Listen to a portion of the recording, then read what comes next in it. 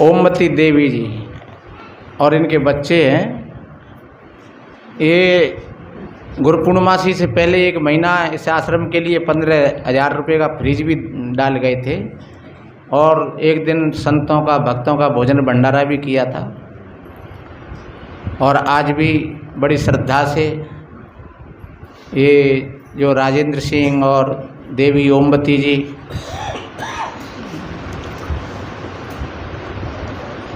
ये संतों की भेंट पूजा वस्त्र दान किया और 2,000 रुपये आगे भंडारे के लिए भी जमा किए हैं। और ये दिल्ली गौतमपुरी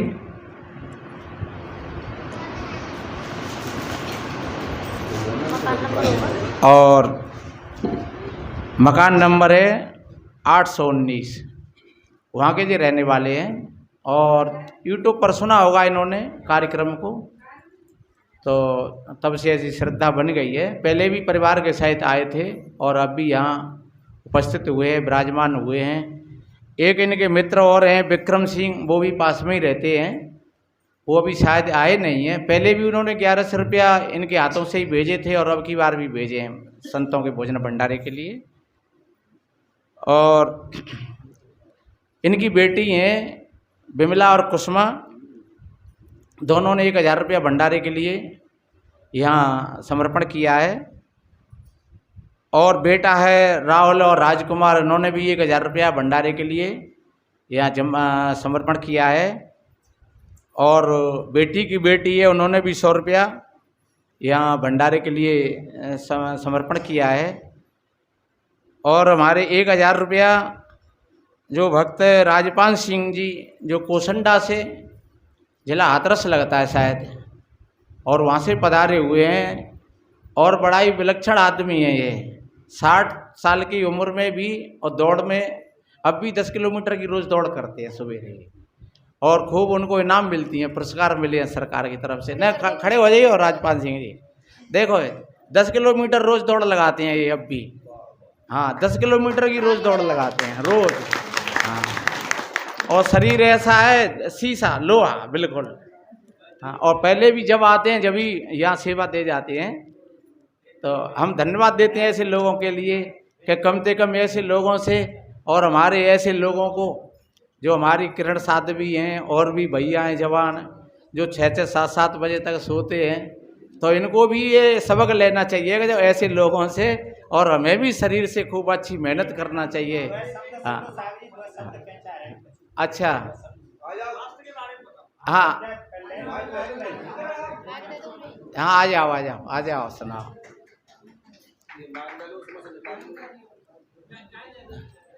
लो ऐसे ही बोलते वैसे ही बोलते वो ग्रहण करना चाहिए। आओ इतने आओ। हाँ, देखिए ये बारीलाल ब्रह्मचारी रहे, बंदगी कर लो संतों की। हाँ हाँ, बंदगी कर लो, बैठ के कर लो, कैसे कर लो।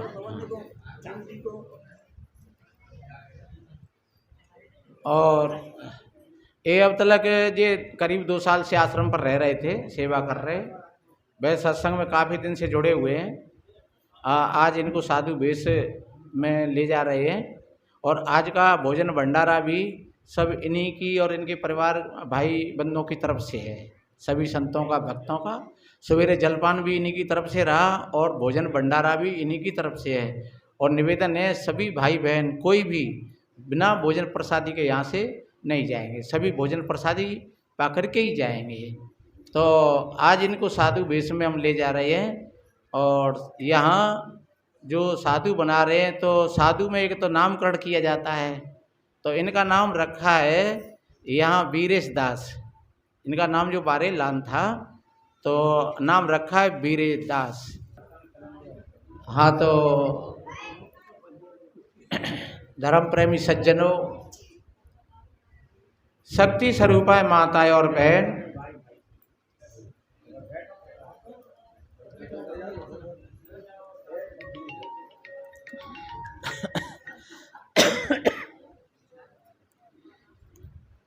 शक्ति स्वरूपाएं माताएं और बहन, छोटे छोटे बच्चे एवं बच्चियां, सभी को वंदन अभिनंदन करते हुए को थोड़ा निवेदन करें। आप सभी भाई बहनों ने काफ़ी देर से संतों के गद्य और पद्य में विचारों को श्रवण किया। मानव जीवन की श्रेष्ठता, वास्तव में ये जो साधु वेश हुआ है, और पहले भी 2-3 बाई जो बुजुर्ग थीं उनको भी वेश दिया।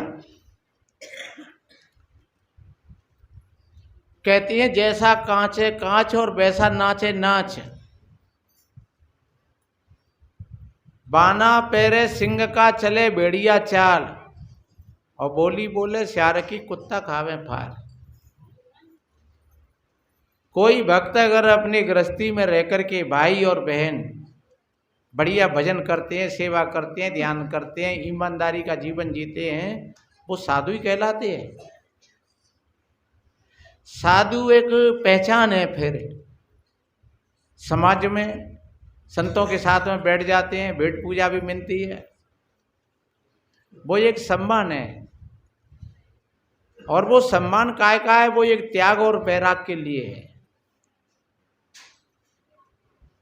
वो मात्र कोई सफेद कपड़ों की बात नहीं है। त्याग और वैराग,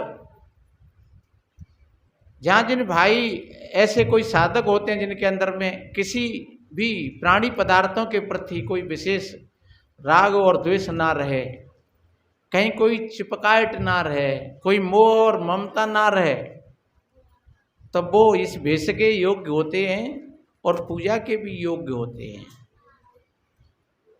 और जहाँ कहीं हमारे विशेष लगाव भी हैं, तो वो भेष के और पूजा के योग्य नहीं है, एक संत मत के हिसाब से। तो हम तो निवेदन करते हैं सभी से, इस पूजा और सम्मान के लिए किसी को लालायत नहीं होना चाहिए। और अगर ऐसी लालायतता हो तो फिर थोड़ा ज्ञान और वैराग्य में अपना जीवन जीना चाहिए। फिर राग और द्वेषों में नहीं, मोह और ममता में नहीं, अपने स्वाभिमान में बढ़िया अच्छा भ्रमण करो, अच्छा ध्यान करो, अच्छी साधना करो, समय आ जाए अच्छी सेवा करो। और सेवा भूत प्रेतों की नहीं, सेवा जिंद मसानों की नहीं, सेवा पेड़ पौधाओं की नहीं, सेवा पानी और पत्थर की नहीं, सेवा करो तो फिर इंसान की सेवा करो। हाँ, पेड़ों की सेवा करना है तो पेड़ों में पानी लगाओ, पेड़ लगाओ और पानी लगाओ उनमें। हरे भरे पेड़ ने काटो मत, बिगाड़ो मत, और पानी लगाओ उनमें और पेड़ लगाओ खूब। तो आप पेड़ों की सेवा कर रहे हैं। जिन्हें के पेड़ पर तुमने जा कर के और किन्ने खीर चढ़ाई दी और ने पुआ चढ़ाए दो, और भले ही वो सूख रहो है तो बात क्या खीर पुआ देगा, पेड़ मोटो धो रही है जाओ। पेड़ को चाहिए सुरक्षा और पेड़ को चाहिए पानी, तो तुम्हारी सेवा हो गई, पूजा हो गई पेड़ की। कौन सा भी पेड़ है तुम लगा रहे हो, उसकी सेवा करो, तो ये पर्यावरण की सुरक्षा है। पानी की जितनी ज़रूरत है उतना पानी लो, ज़्यादा मत फैलाओ, अन्यथा तुम पानी ज़्यादा फैलाओगे, तुमको पानी के लिए परेशान होना पड़ेगा। किसी चीज़ को देख करके इतराओ मत, किसी कोई चीज़ तुमको मिली है उसका अहंकार मत करो, उसको बड़ी विनम्रता के साथ उसका सदुपयोग करो। आपको बच्चा मिले हैं, पैसा मिला है, उसका सही उपयोग करो, बढ़िया उपयोग करो। पैसा अच्छी जगह पर दान में लगाओ, धर्म में लगाओ, बेटी बेटाओं की पढ़ाई लिखाई में लगाओ, बढ़िया अच्छे कपड़े पहनाओ बच्ची बच्चाओं को, स्वयं बढ़िया अच्छे कपड़े पहनो। ज़्यादा कीमती ना हो कपड़े, कोई बात नहीं है, लेकिन साफ हो, सुधरे हो बिल्कुल।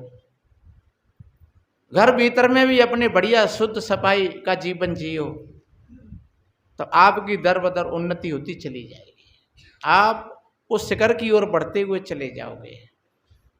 आपके घर में अगर विषमता है किसी प्रकार की, आपके घर में लड़ाई रुपी है सास बहू में, भाई भाई में, देवर जेठ में, पति पत्नी में, छोटी छोटी बातों पर तुम तड़ाक हो रही है, तो समझ लो कि आपके घर में विषमता है, कुमति है। चाहे 50,000 रुपया तुमको रोज मिल रहे हो, लेकिन उनसे भी तुम्हारा काम नहीं चलेगा। और ऐसा ही चलता रहा तो एक दिन तुम्हारे घर में दरिद्रता आ जाएगी, तुम दब जाओगे, तुमको कोई देवता नहीं उबारेगा। इसलिए अपनी तरफ से प्रेम का प्रभाव डालो। अगर पत्नी है एक बार नहीं मानती है, कोई बात नहीं है, विषाद मत करो। पति है एक बार नहीं मानता है, कोई बात नहीं है, दूसरे मान लेगा, तीसरे मान लेगा। अपने आप से कभी विचलित मत होना, संत मत यही सिखाता है। किसी अंधविश्वास और कल्पना में नहीं भटकना है। कोई देवी देवता तुम्हारी नैया को पार नहीं लगाएगा, क्योंकि देवी तो तुम्हारी पत्नी है घर में, देवी तो तुम्हारी माँ है तुम्हारे घर में, देवता तो तुम्हारा पति है सबसे बड़ा। तो इस तरीका से अपने देवी देवताओं को समझ लो। अपने सास देवता है, ससुर देवता है, पति देवता है, पत्नी देवी है, और देवी देवताओं के साथ में हम ऐसा ही व्यवहार और बर्ताव करें, विनम्रता के साथ व्यवहार करें, बर्ताव करें। घर में हम समता बना करके रखें। लेकिन मामला ऐसा हो जाता है, बताते हैं, एक बार की बात है, एक भजन सुनाऊंगा। एक बार कभी आकाश से 2 देवी उतर करके आई, कहानी है। तो दोनों देवी, एक का नाम था कुमति और एक का नाम था सुमति।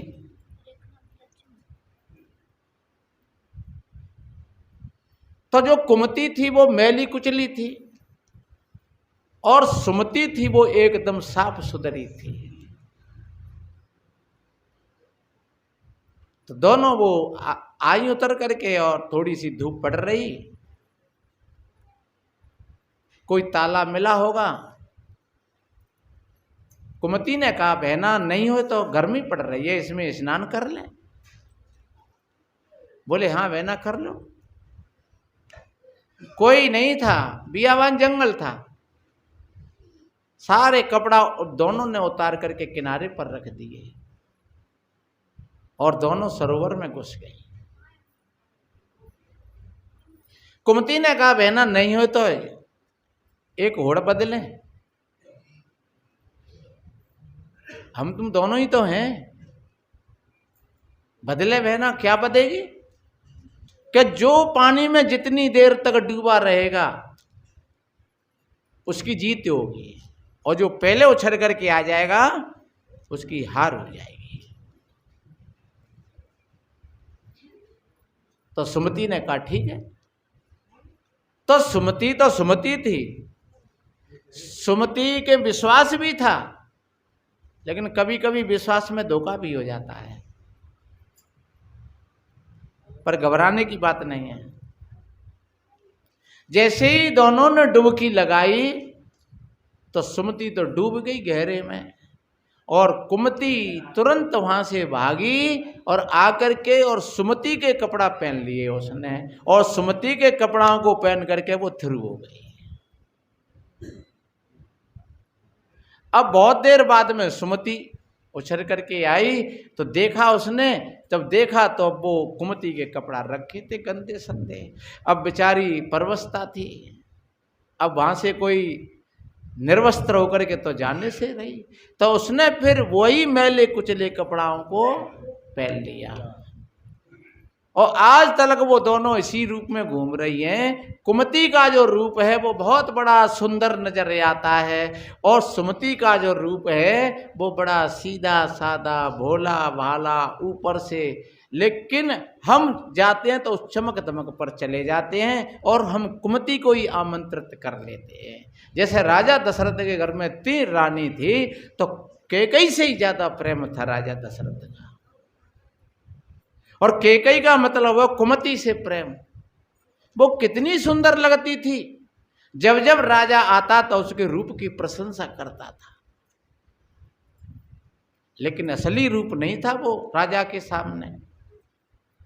असली रूप तो कब सामने आया उसका, जब राम जंगल को जा रहे हैं और मणसैया पर पड़े हुए हैं, तब कहते हैं वो कि देख अब मैंने जान ली तेरी भावना, मैंने कितना समझाया लेकिन तेने एक बात मेरी नहीं सुनी। और जैसे जैसे राजा दशरथ परास्त होते गए और वो कुल्हाड़ी सी बजाती गई और मारती गई, और तब तलक मारा कि तब तलक प्राण नहीं छूट गए। वह कुमति का खेल था। अगर ऐसा ही मामला है, किसी भी सुंदरताई पर अगर हम रीझ रहे हैं तो ये ध्यान कर लेना, चाहे वो कोई भी चीज हो, चाहे खाने पीने की हो, चाहे ओढ़ने पहनने की हो, चाहे व्यवहार बरतने की हो। इसलिए कितना बढ़िया कहा है कि क्यों रीझते हो बाहर की सफाई पर, क्यों रीझते हो बाहर की सफाई पर, और बरक सोने का लगाए गोबर की मिठाई पर। ये गोबर की मिठाई पर और ये जो चमक दिखती है, ये चमक में हम बह जाते हैं। सज्जनों, उसका वास्तविक रूप कब आता है? वो बाद में आता है, जब हम परास्त हो जाते हैं। तो इसलिए हम हमेशा सुमति का सम्मान करें, अपने घर में, अपने मन इंद्रियों में, अपने परिवार में। जितना जितना तुम समता में अपना जीवन लाओगे, सम्यकता में अपना जीवन लाओगे, उतना ही उतना तुम उन्नति के शिखर पर चढ़ते हुए चले जाओगे। इसमें कोई रोक टोक नहीं है।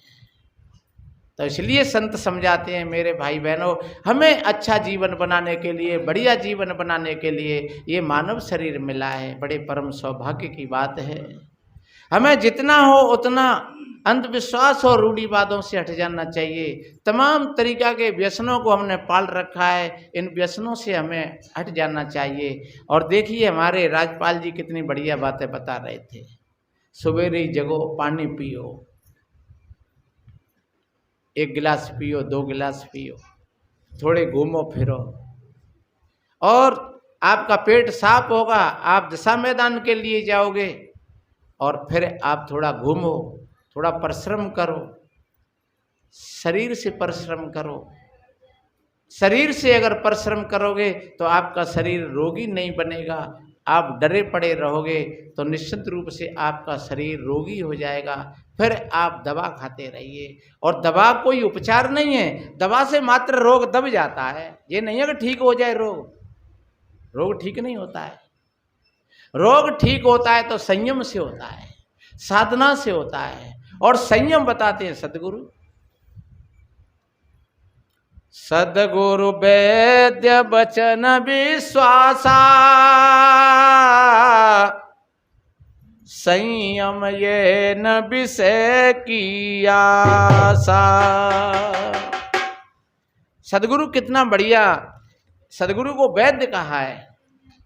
सदगुरु वैद्य बचन विश्वासा, सदगुरु वेदा को ना चीनो रे जग रोगिया भयो। वेदा को ना चीनो रे जग रोगिया भया। ये संसार, हम कहते हैं भैया सत्संग में आया करो। हाँ महाराज आएंगे, देखो समय मिलेगा तो। न दवाई ले भी जा रहे हैं। अब दवाई के लिए पैसा भी है तुम्हारी जेब में, और समय भी है तुम्हारे पास में। लेन में लगे हो हॉस्पिटल में जा करके, लेकिन सत्संग में आने के लिए समय नहीं है। वहां तुम डॉक्टर ने 1000 की फीस बताई तो 1000 दे आए, और दान धर्म के प्रति क्या निकलेगा? 10 का नोट। इसलिए ध्यान रखो। हम अपने मन को, मैंने ये कितनी बार कहा है कि आप जितने तुम्हारे अंदर में जो देने की कला होगी, आप दानी बन जाओगे। आज से 4 महीना पहले भक्त राजेंद्र सिंह और रोमवती जी जहाँ करीब करीब आश्रम पर 20,000 रुपया खर्च करके गए, और देखो अगर वास्तव में इनको टोटा पड़ता तो फिर ये काय को आते दूसरा दोबारा लौट करके, फिर अगर कोई बात गड़बड़ होती तो क्यों आते दोबारा लौट करके। मैंने कितनी बार ये कहा है कि कभी कोई भक्त यहाँ 50-50 रुपया कि भैया संतों के खाने में ये 50 रुपया हमारे ले लेना, तब वो इस समय होगा। खैर वो कोई बात नहीं है। और आज वही भाई बहन जो 1000 रुपया हमारे ले लो, ये 2000 हमारे ले लो, तो कहीं ना कहीं उनको सुकून मिला है, शांति मिली है। इसलिए मेरे भाई बहनों, हम जितने अपने विचारों को उज्जवल बनाएंगे, अच्छे बनाएंगे, समता में बनाएंगे, और जितना शरीर से हम मेहनत करेंगे, कसौटी करेंगे, उतने ही हम अच्छे रहेंगे, उतना ही जीवन हमारा उन्नति के शिखर पर जाएगा। कोई देवता नहीं तुम्हारे जीवन को बढ़िया बना देगा, कोई भी हनुमान जी महाराज, दाऊ जी महाराज, भगवान कृष्ण, फलाने डी के जितने जो हैं, वो सब एक कल्पना का खेल है। अगर तुम्हारा मन ठीक है तो समझ लो कि आप ठीक हो जाओगे, और मन ठीक नहीं है तो ये समझ लो विदेशी लोगों ने कितनी बार आक्रमण किए, कितनी बार मंदिरों को तोड़ा, कितनी बार मंदिरों में से संपत्ति ले गए, और देश में बहन बेटियों को गुलाम बनाया, भाइयों को गुलाम बनाया, और तमाम सोना चांदी मंदिरों से ढेर ले गए। अगर मंदिर में ही कोई ऐसे देवता होते तो फिर बिन्ने पकड़ पकड़ करके डाल लेते, और कहते रे भैया रे तू हमारे घर का टुर रहा है रे, हैं तू भैया हम जहाँ बैठे हैं तू हमारे घर का टुर रहा है। लेकिन फिर भी आदमी की समझ में नहीं आती, आदमी वहाँ जाकर के बैठ जाता है, कहता है हे परमेश्वरी जो को तू वैसो तो ही है। कितनी बड़ी विडम्बना है, कितनी बड़ी भूल है। तुमको अपनी सुरक्षा तुमको स्वयं करनी पड़ेगी। 60 साल की उम्र में व्यक्ति 20 किलोमीटर की अब भी दौड़ लगाता है, देखो। और मैं सवेरे रोज जाता हूँ, 5-6 किलोमीटर रोज घूमता हूँ, और बिल्कुल कोई दिक्कत नहीं है। बैठे 3 घंटा तो बैठे हैं, चल रहे हैं तो चल रहे हैं, और खूब रोज का खाना पीना कैसा है। आप लोग कहेंगे कि भैया सादा खाओ, और हम रोज असादा ही खाए रहे हैं। कहूँ खीर पुआ, कहूँ पूड़ी खीर, कहूँ सूजी को हलवा, कहूँ पकौड़ी, दिन में 2 बार 3 बार रोज आए दिन। रोटी तो मिल जाए, भागे से तो मिल जाए, और नहीं वही चंतु रहे तो धुआंधार। और देख लो सब साधु टकाटक बैठे, कोई दिक्कत तो ना नहीं। तो इसलिए हम तो निवेदन करते हैं कि आप खाने के लिए अगर कोई गरिष्ठ भोजन है तो थोड़ा कम खा लो। ऐसा नहीं कि बस डांट लगाओ, कम खाओ। जितनी अच्छी चीज है उसको ही कम खाओ, उतना ही कम लो। जितना तुम कम लोगे, कहते हैं नहीं, एक बार में श्लोक में कहते हैं कि काग चेष्टा बको ध्यानम अल्पाहारी गृह त्यागी विद्यार्थी 5 लक्षण। ये विद्यार्थी के 5 लक्षण बताए थे। काग चेष्टा, कौआ जैसी दृष्टि, बको ध्यानम, बगुला जैसा ध्यान, बड़ी सजगता।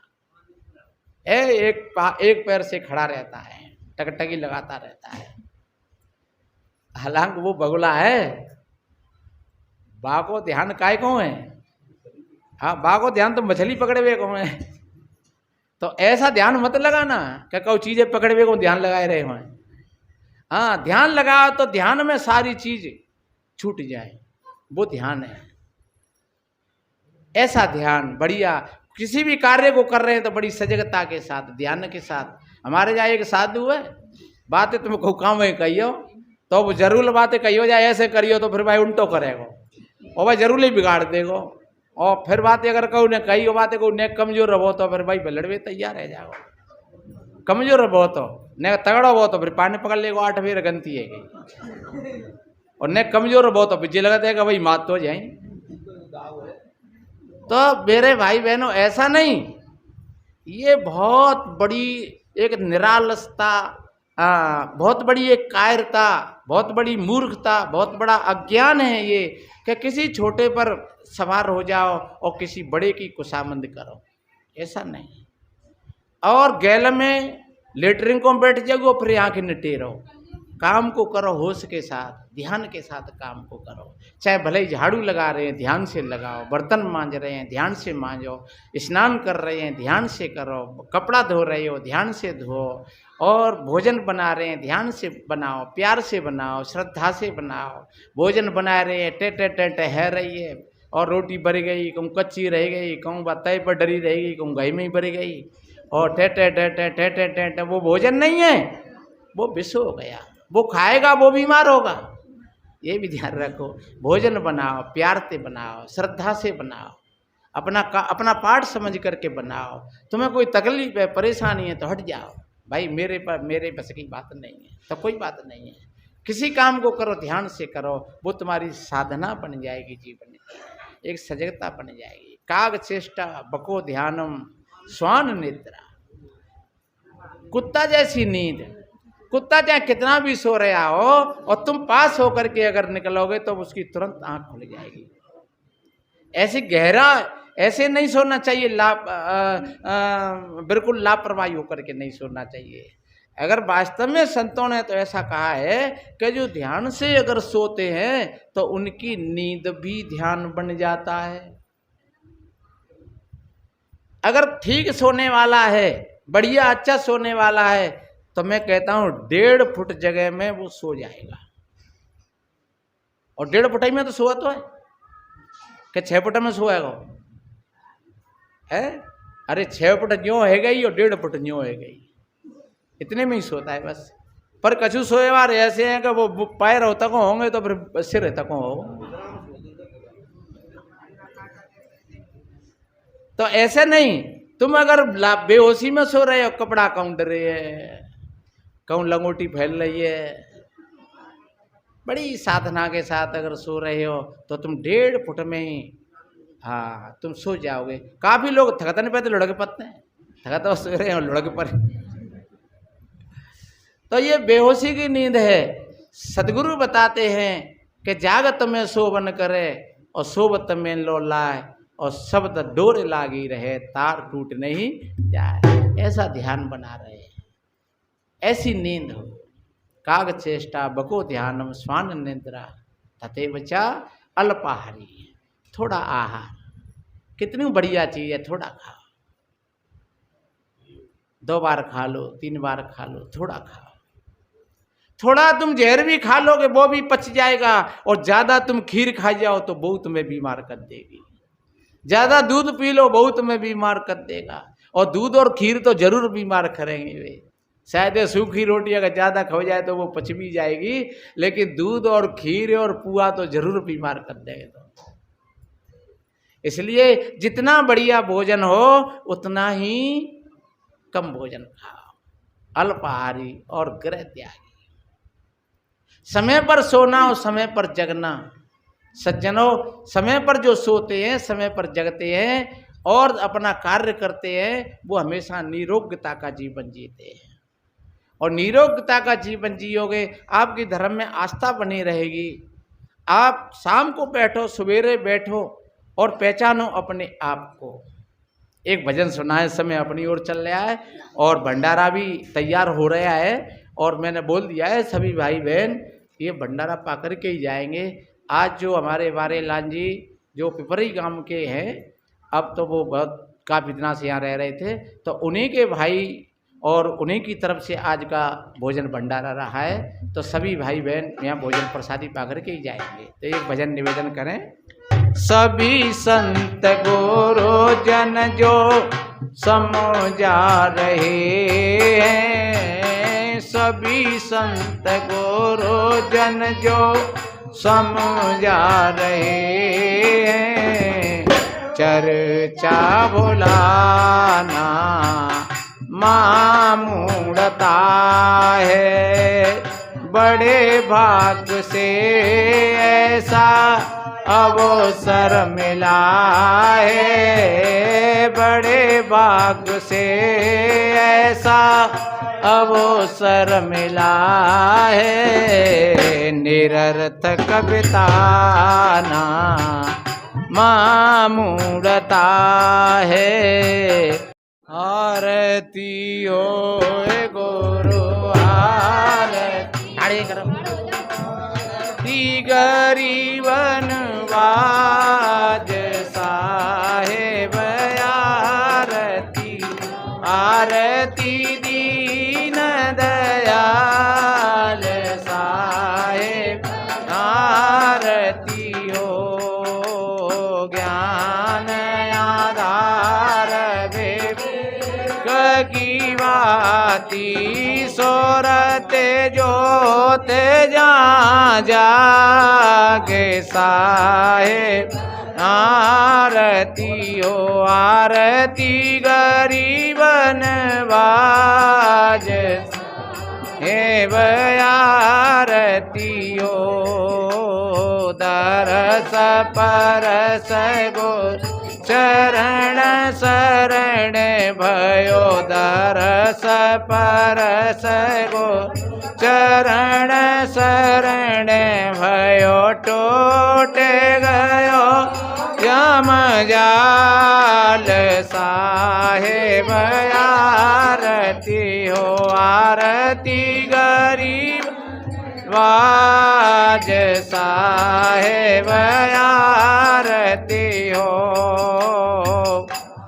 दरस परस गुरु चरण शरण भयो टूटे गयो जम जाल साहेब आरती हो आरती गरीबन बाज साहेब आरती हो आरती करो गुरु साहेब के जहाँ सब संत समान साहेब आरती हो साहेब कबीर संतन की कृपा से भयो परम पर साहेब आरती हो आरती गरीबन बाज साहेब आरती हो आरती दीन दयाल साहेब आरती हो दास जान निज आपनो बिनती सुनियो मोर बिनवतो कर जोर गुरु शरणागति तोर काम क्रोध मद लोभ में नित में रहो भूल दीन दास प्रभु जान के लीजो बंद छुड़ाए मम दृष्टि महामलिन है खाने बान के दया करे गुरु बोधिए मैं अधम यत नीच काल जाल भव फेर में पढ़ में निपट गम शरण आए की लाज है साहेब लीजो वार मन व चक्र में गुरु साधु से टूटे नाम मन बंदी छोर दीजिए वरदान सदा अच्छे साहेब के दरबार में कमी काहू की बंधा मोह पावे नहीं चोक चाकरी माह ना गुरोरधिकम तत्तम ना गुरोरधिकम तप गुरोर ज्ञानात् परम नास्ते तस्मै सद्गुरुवे ज्ञान मूलम गुरु मूर्ते पूजा मूलम गुरु पदम मंत्र मूलम गुरुर्वाक्यम मोक्ष मूलम गुरु कृपा गुरुर धर्मो गुरुर्निष्ठा परम तप गुरु परत्रम नास्ते नास्ते तत्तम गुरु परम।